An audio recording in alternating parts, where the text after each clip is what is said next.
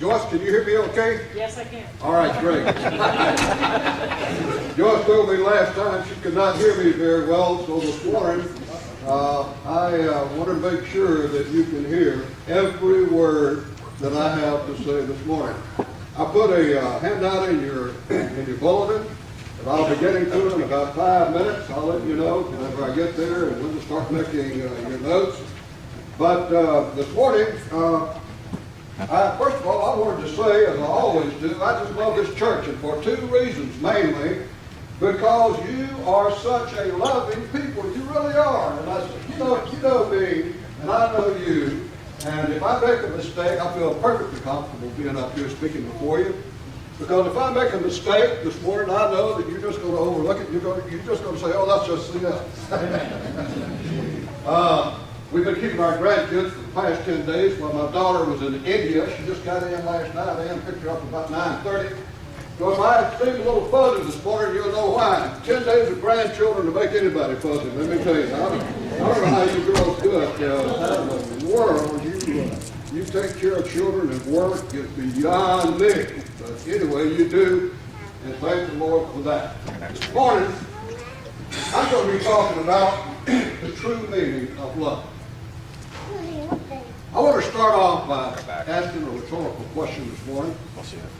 Why are we here? I'm not talking about why are we here at Fort City. We all know why we're here at Fort City this morning. We're here to worship God. But what I'm talking about this morning is, why do we exist?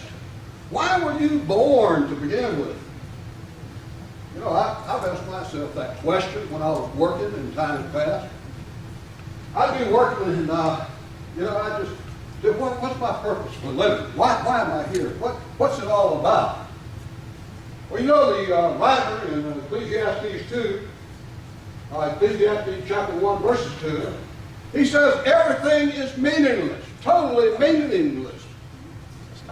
He had kind of a dull view of life whenever he first started off in life, until he got older like me, and then he learned the true meaning of living, the true meaning of life. Later on in the chapter, he says that the sun comes up, it goes down, and over again, round and round it goes.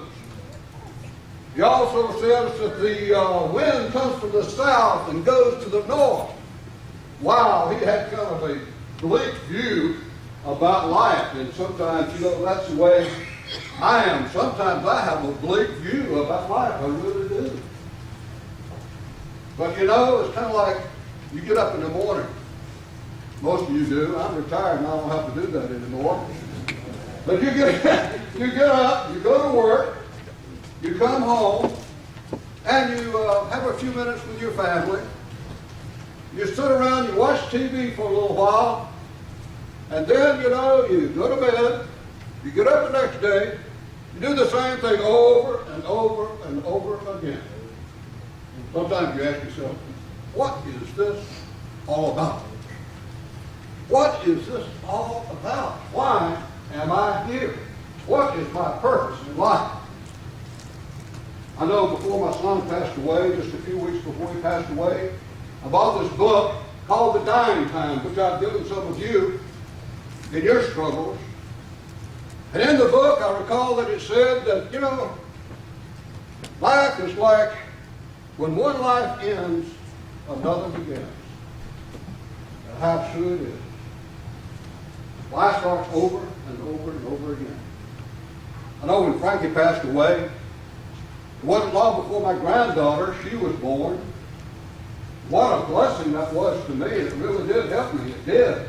But I remembered what they said in that book about life's cycle and how we're appointed to die once, and then we're born, we're appointed to die, and there's a time and place for everything under the sun. I told my grandson last night in the bathtub, I was taking him to the bath, and I said, Landon, I want you to repeat after me. There is a time, he said, there's a time, there's a place for everything under the sun. I said, if I don't teach you anything else in your life, I want you to realize that passage of Scripture is going to be more meaningful to you than any other passage of Scripture that you will ever read. And that's true. You know, I believe that we can find our true meaning of life through learning about the true meaning of love. The scripture here was that is written on the front of your handout, John chapter 13. I don't know if you recall this story or not, but Jesus, it was right at the Passover, right before the Passover, and Jesus, they were having a meal, as it goes, and he was with his disciples, and he took off his outer garment, he wrapped a towel around his waist, he took a basin and filled it with water, and he knelt down and he began to wash his disciples' feet. When he came to Peter, in verses 5, John chapter 13, verses 5, Peter questioned him and he said, Lord, he said, you're not going to wash my feet. Jesus said, unless I wash your feet, you have no part with me. That's what he said. He said, you don't have no part with me unless I wash your feet. Peter said, well, then in that case, wash my hands and my head as well. So Peter caught on real quickly. I know that you've heard many lessons on love before. However, today I hope to present it to you in a way that you've never heard it before. Some of what you hear today I know you've never heard before, because I'm going to give you a personal testimony, which is unusual. For any preacher to do it, sometimes I question whether or not I should do it, but like I say, I know you guys, and you know me, so it really doesn't make any difference anyway. But there's some things that you need to know about me in my life. And I'm going to tell you some things that's going to help you better understand why I feel and I believe that we need to have a full understanding of the true meaning of love. There's a story that comes to mind that a preacher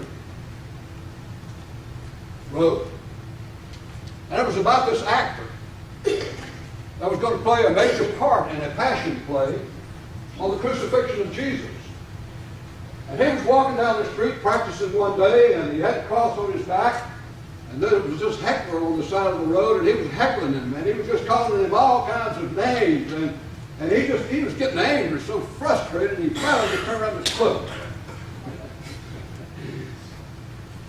The director called him in the office that night, and he said, I'm going to have to fire you, I'm sorry. He said, you cannot behave that way when you are playing the part of Jesus in a passion play. So the actor, he pleaded with the man, and he said, with the director, he said, please, he said, just give me one more chance. And so the guy did. He said, okay, we're going to give you one more shot at it. The next day, sure enough, he was coming up the street. Here was this heckler, you know, with a cross on his back. The same guy was giving him a hard time. He was clenching his fist, he was grinding his teeth. He just had enough of it. He stopped and he said, buddy, I'll see you after the resurrection.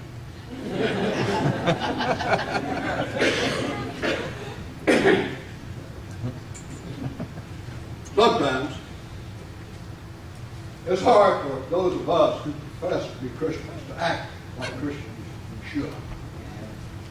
You know, think about the times that you pulled up to a red light, the lights turned green for about 5 minutes, the guy sitting there on his phone, you know, tapping on the phone. Think of some of the thoughts that go through your mind at that time, you know. Like yesterday, or day before yesterday, a guy cut Ann and I off. And just run right in front of him. That sounds hard. She's got such a good heart. She said, well, just go on. Just go on.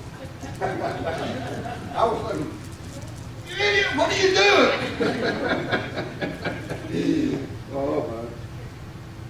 But the key point I want to make is that sometimes we behave just like the rest of the world behaves. Now you can start looking at your outline. But what does the Bible say about love? What is the true meaning of love? We should exercise love in all our relationships. The Apostle Paul says in Ephesians 4, verses 1 and 2, as a prisoner for the Lord, then I urge you to live a life worthy of the calling you have received. Be completely humble and gentle. Be patient, bearing with one another in love. There's an urgency to love. There's an urgency to be good lovers. And I'm not talking about the kind of lovers you might be thinking right now. I'm talking about the lovers of mankind.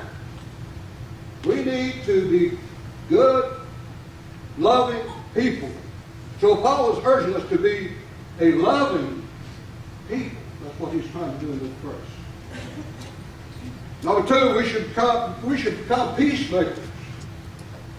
In Hebrews 12, verse 14, it's written, make every effort to live in peace with all men and to be holy.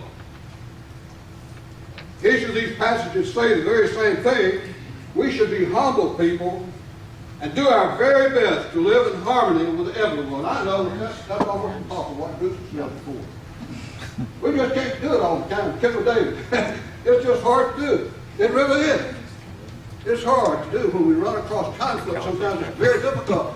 But the Bible here says, make every effort to live in peace with all men.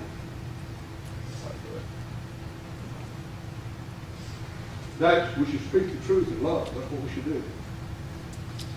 And I love this church because that's what happens here at this church. I'm going to tell you. As I've asked some of my brothers, I've asked Ken, and I've asked Joyce and others questions before about my speaking ability, because I want to do the best job that I can for the Lord. Not for me, but I wanted to be excellent at doing what the Lord wants me to do. And they have given me some good advice. And advice that I appreciate. Things that will help me to do a better job for God. And that is my sole purpose, is to work and do the best job I can for the Lord. It's not about me. It's not about C.L. Godwin. I'll tell you that. That's not what I think about when I get up here. I love presenting the gospel to people because I know how much people need to hear it. This is my desire this morning. And you know, I can speak with you on many different subjects this morning. I could. I have in the past, but this morning, I know no other subject any more important than the subject of love. And I think you'll agree that the world needs love today more than ever before. Amen. If you look at the news media condemning the president, if you look at the president condemning the news media, you look at the ethnic tensions in our world today, and you look at the racial tensions in our world today, it's awful, it's terrible, it's uncalled for.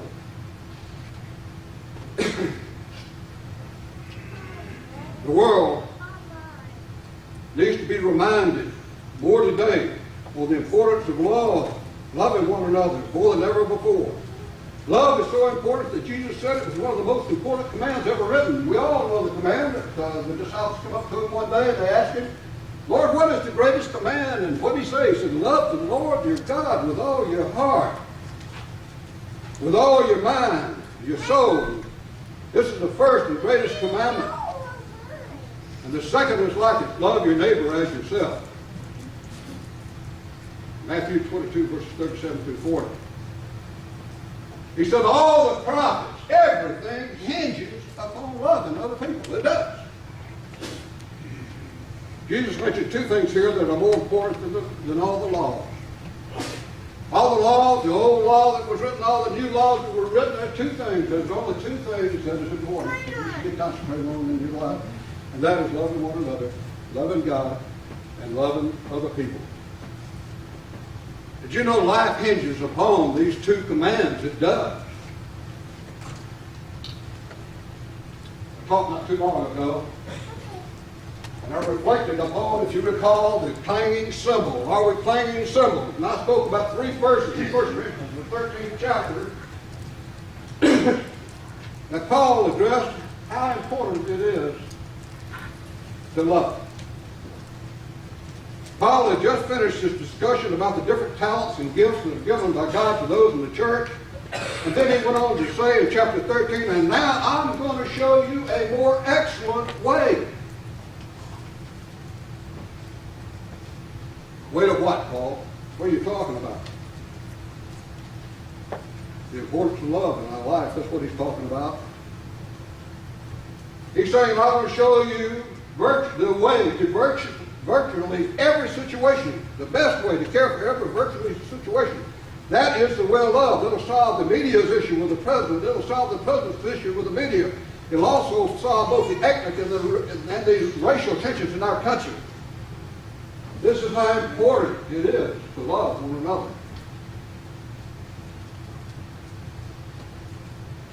The Apostle Paul points out that there are four things that love is more important. You're going to be surprised by a couple of them. He says love is more important than spiritual gifts. Now, I thought that was pretty important, spiritual gifts.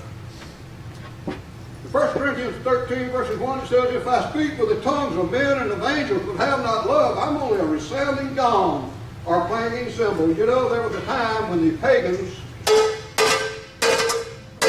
they'd come up to where they'd have prayer. They had a gong hanging on the post. They'd hit that gong. What they were trying to do was get the gods to awaken so they could hear their prayers. And Paul is saying, what he's saying is that, this is the way your life is without love. Amen.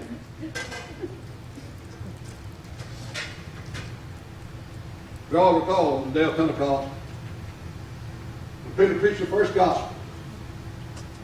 God gave the apostles the gifts of tongues that every person could understand, regardless of their nationality, what Paul and Peter and the others were saying, regardless of their own language. Acts 2, verses 8. Here in 1 Corinthians 13, verses 1, Paul is saying that even if these apostles were given the gifts of speaking in different languages, without love there would be no more than a sounding gong. How true it is.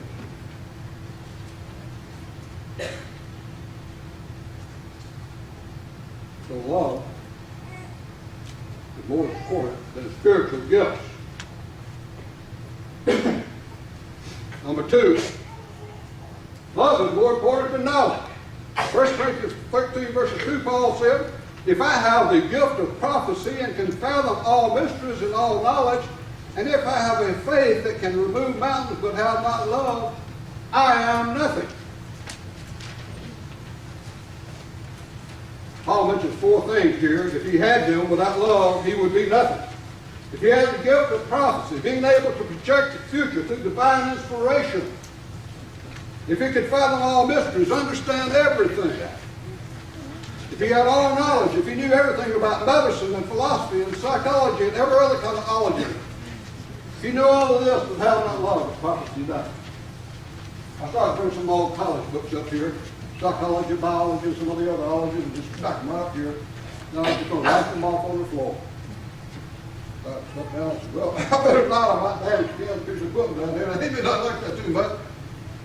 But I got to tell you right now, you can have all the psychological knowledge, all the biological knowledge, all the knowledge in the world. You can be the smartest person in the world. You can have the PhDs and whatever. But without love, it profits you not one thing. 1 Corinthians verses 1. It says that love, knowledge puffs up, but love builds up. That is so very, very true. Key point here is I don't think we need more knowledge near as much as we need more love in the world today. So number 2, love is more important than knowledge. Number 3, do you know love is more important than faith? I thought faith was. Man, I thought faith was everything, you know. But in 1 Corinthians 13, verses 2, it says, if I have the faith that can remove mountains but have not love, I am nothing. Couple of questions. Do you believe that Jesus is the Son of God? Do you believe that he now is at the right hand of the Father? Do you believe he is preparing a place for us? Do you believe that he died for our sins? Do you believe all these things? Well and good. And I commend you for it. I really do. Because these things we should believe in. The Bible teaches us we can have a faith that can remove mountains, but yet if we have not love, it profits us nothing. So love is more important than faith. Next, love is more important than giving. Now, I'm not saying giving is not important. We all know the purpose of giving. We couldn't have a roof over our head. We couldn't have Bruce, a wonderful preacher up here on Sunday morning, bringing these wonderful lessons to us on Sunday. If we didn't make contributions to the church, it's very important. You know what the Bible says in 1 Corinthians 13, verses 3? It says, if I give all that I possess to the poor and surrender my body to the flames, but have not love, I gain nothing. Absolutely nothing. Paul is saying giving without love is useless. That's what he's saying. You know, the widow gave, what, a couple of copper coins or one copper coin for God? Give all she had. It was counted to her for righteousness because of the condition of her heart. So we have to, when we give on Sunday morning, we need to give for the right reason, not because to make us look good, whatever, or because we have to. But we need to give because we see the need to give and because we love the Lord. That's the right reason to give. So there you have it. Why love is important.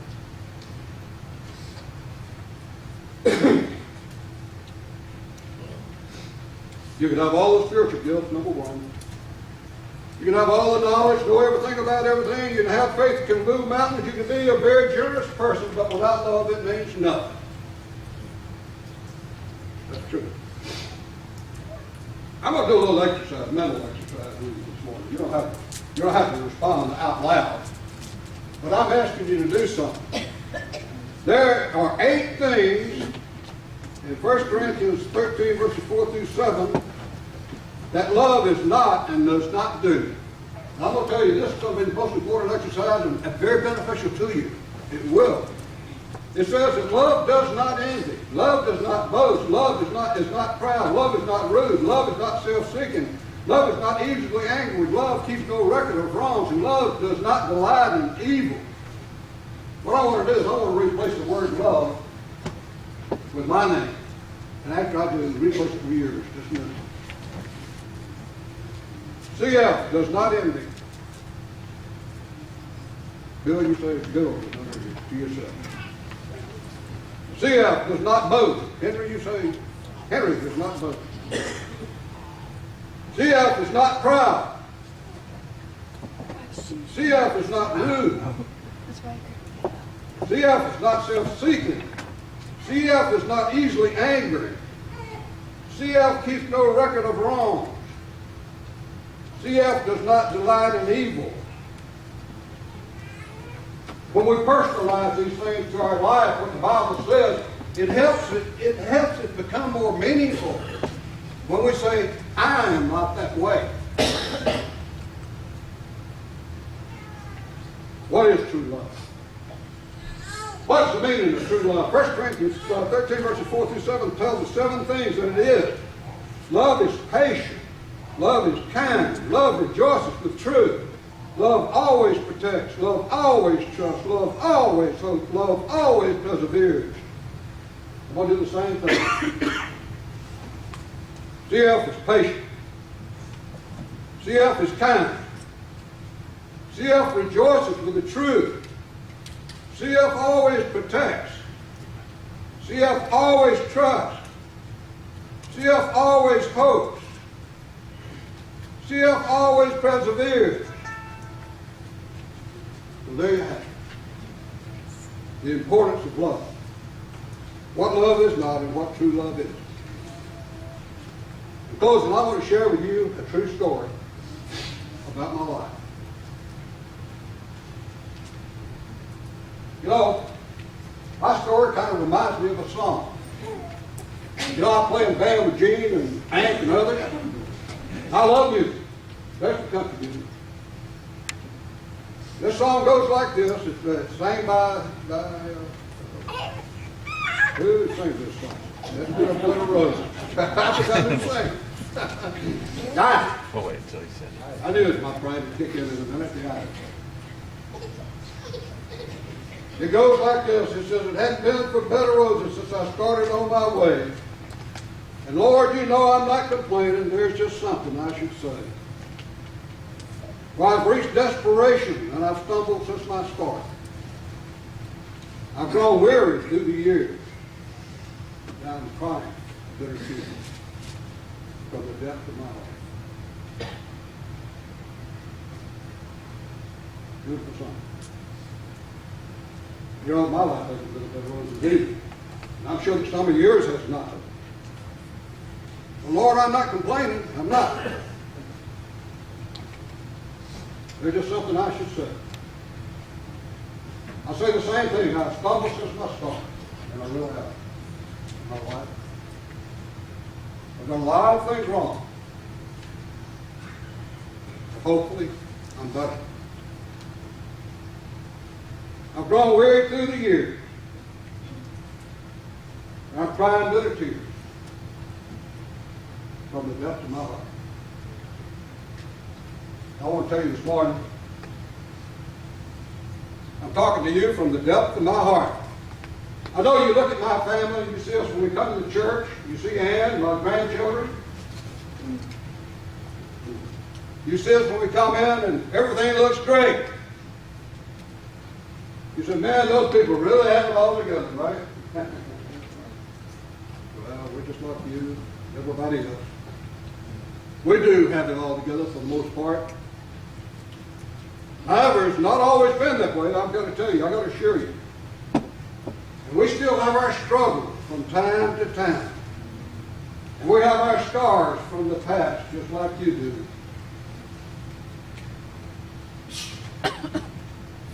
Both Ann and I have experienced the pains of divorce. Unexpected and unplanned, we both went through. Ann and I have struggled with our own marriage at times. Ann and I have lost both our parents. We both together have suffered the loss of a child, which is the worst thing that's ever happened out of all of those things. But you know, I got to tell you something, friend. I learned 4 things in all this trial. I want to tell you what those 4 things are. One of them is that you can't control what other people do.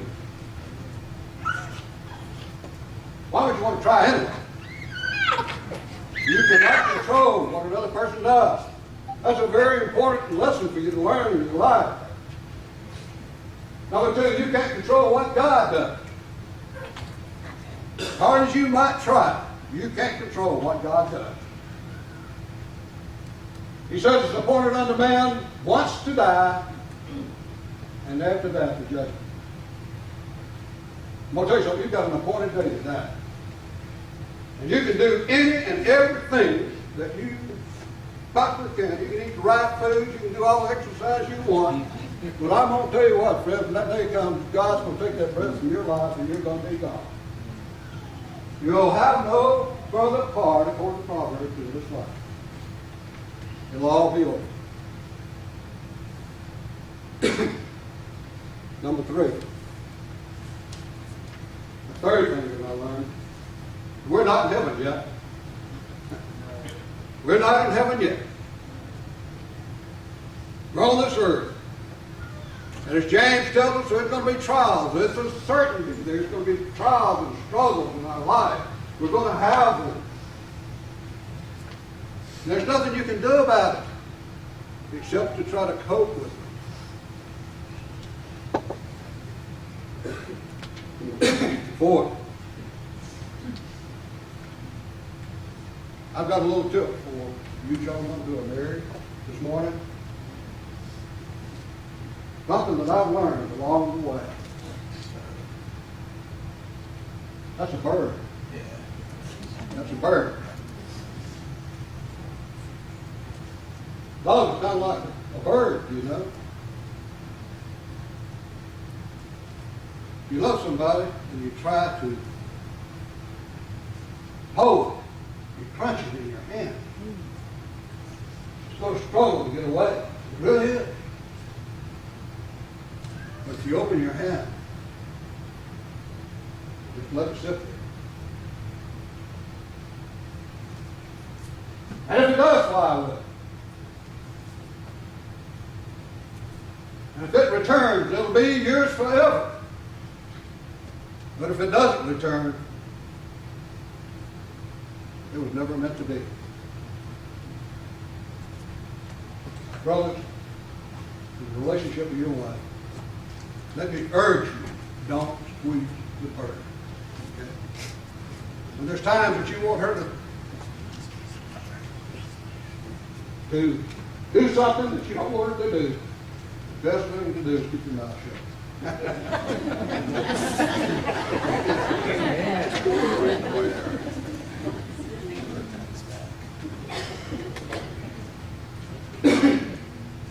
You see, my family is no more than your family. We are real people in the real world, serving a real God, just like all of you are doing here today. And I'll say this, from day one in our marriage, 1 Corinthians, the 13th chapter, has been a part of our marriage, and I truly believe this chapter is what pulls us through some very challenging times. It was read at our wedding ceremony, and it's still in both of our hearts today. There are two final scriptures that have had an impact on my life. Scriptures I sometimes read when I face the roadblocks in life.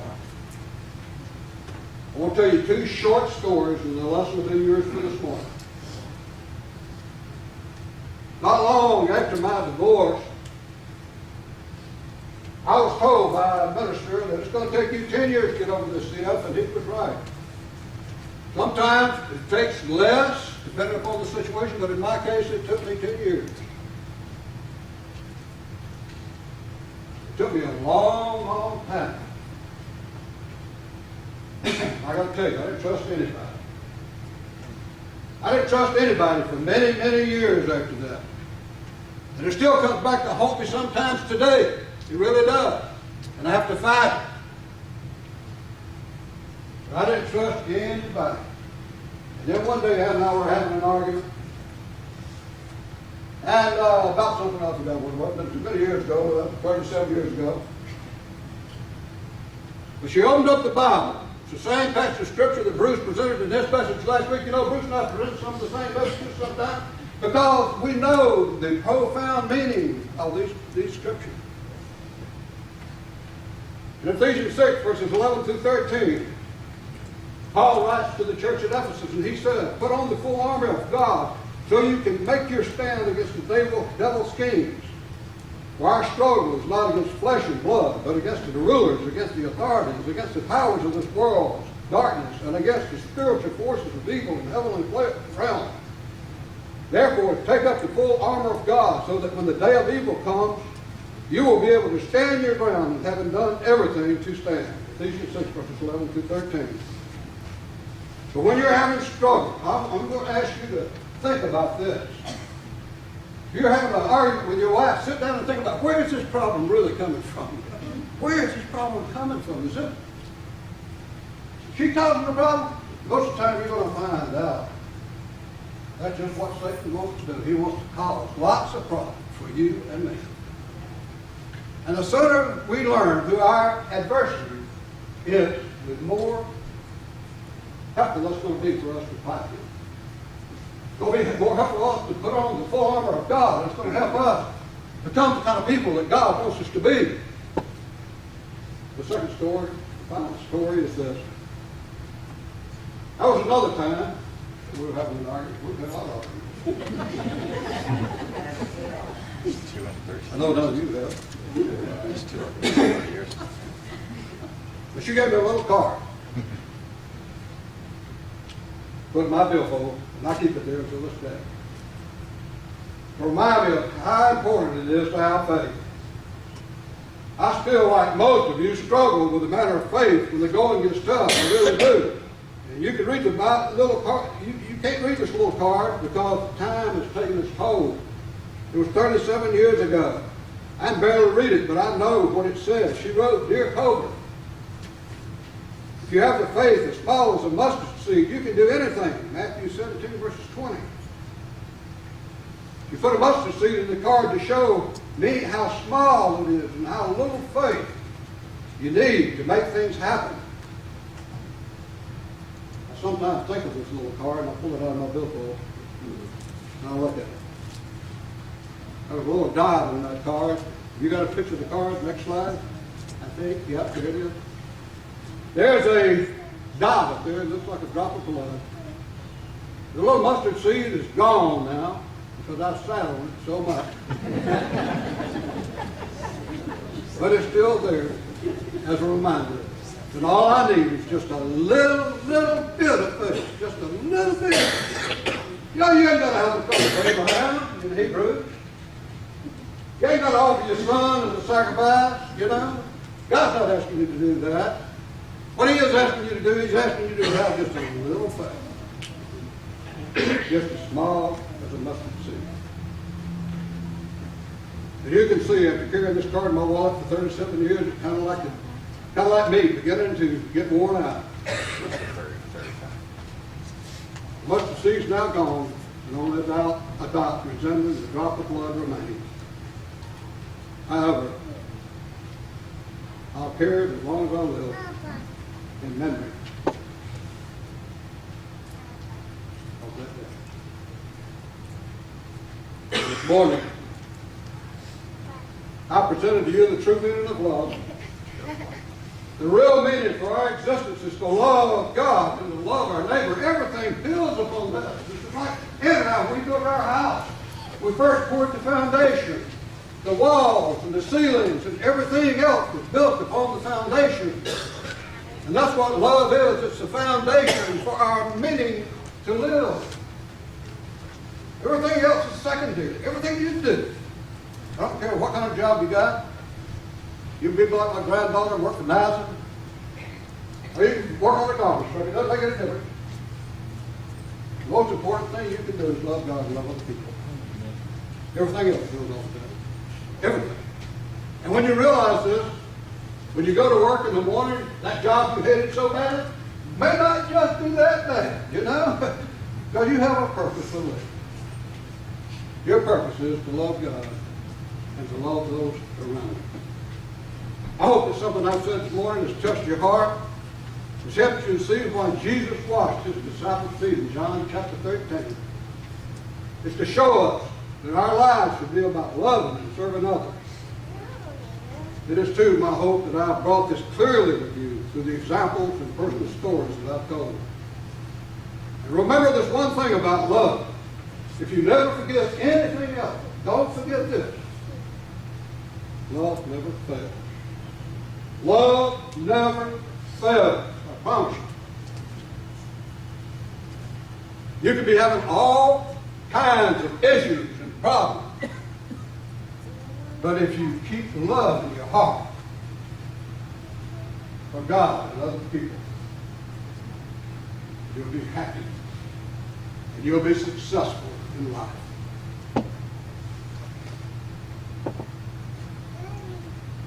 If you've never obeyed the gospel, you'd like to be baptized into Jesus Christ, come confess his name, Romans 10:10, be baptized into his name, Acts 2:38, Romans 6:4, Mark 16:15. If you need prayers of the church for some reason and you want us to lift you up in prayer, I urge you to come right now. Just together we'll stand and have a session.